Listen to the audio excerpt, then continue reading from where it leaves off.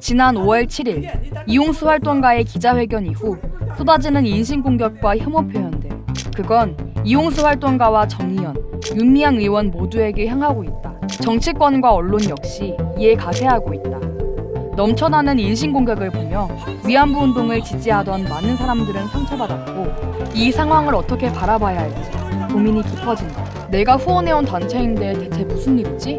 이용수 할머니가 매국 노라니 무슨 소리지? 앞으로 위안부 운동은 어떻게 되는 거지? 내가 제일 놀라운 화가 나는 건 이용수 할머니에게 막말하는 그 정의연 지지구가 일본 구구가 일본군 위안부의 존재를 부정하는 그 문법하고 너무나 똑같다라는 거죠. 친일과 반일이라는 그런 단순한 프레임 갖고 이런 것이 자기 스스로 모순에 빠져버린다는 거죠. 이 할머니의 이런 발언이 일본의 우익에게 유리하게 작동이 된다면 이건 안 된다라는 식의 논리가 되는 거 아니겠습니까? 정의연과 이용수 씨의 관계를 한국 대 일본의 구도로 몰고 있는 지금 상황에 언론도 책임이 있다. 사실 언론이 수요 집회에 관심을 갖는 두 가지 이벤트가 있는데요. 3.1절과 광복절입니다. 그리고 특수한 경우는 아베가 망언을 할 때예요. 그러면 당연히 반일적인 어떤 감정들이 들끓을 때입니다.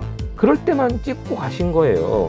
노인과 여성에 대한 혐오적인 시선도 영향을 미쳤다는 지적이다. 이용수 할머니에 대한 여러 여성 혐오 표현들은 정의연에게도 똑같은 방식으로 향하고 있거든요. 둘 다 상처를 입히고 있는 상황이라고 생각을 하고요. 대립구도가 격해지면서 30년간의 위안부 운동이 너무 쉽게 외면되고 있다는 안타까움도 나온다. 일본군 위안부 문제 운동은 한국 사회 반성폭력 운동과 같이 성장을 했고 전쟁 때 한국군에 의한 전시 성폭력 문제의 피해 당사자이자 활동가로서 함께 손을 내민 것도 위안부 운동이었고요. 정의원 측과 이용수 활동가 역시 지금의 논란 탓에 위안부 운동의 가치와 성과가 훼손되어서는 안 된다고 한 목소리로 강조하고 있다.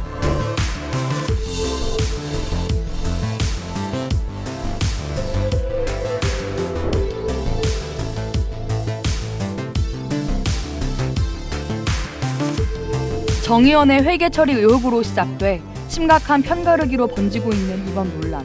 심지어 인신공격과 30년 위안부 운동을 부정하는 것으로 이어지고 있다. 이런 상황에서 우리가 돌아봐야 할 것은 회계 장부만이 아니라 위안부 운동에 대한 우리 모두의 관점과 태도다. 이젠 되물을 때가 됐어요. 소녀상 혹은 마리몬드란 사회적 기업 빼고 일본군 위안부에 대해서 우리가 얼마나 알고 있을까요? 이게 사실 정파운동이 아니라 여성인권 평화라는 보편적 의제로 성장해간 운동이었고 한국 정부가 혹은 한국 사회가 유사한 경험과 고통을 겪은 아시아 여성들에게 함께 더불어서 손잡고 갈 수 있는 역할들이라는 게 있다고 보여지거든요.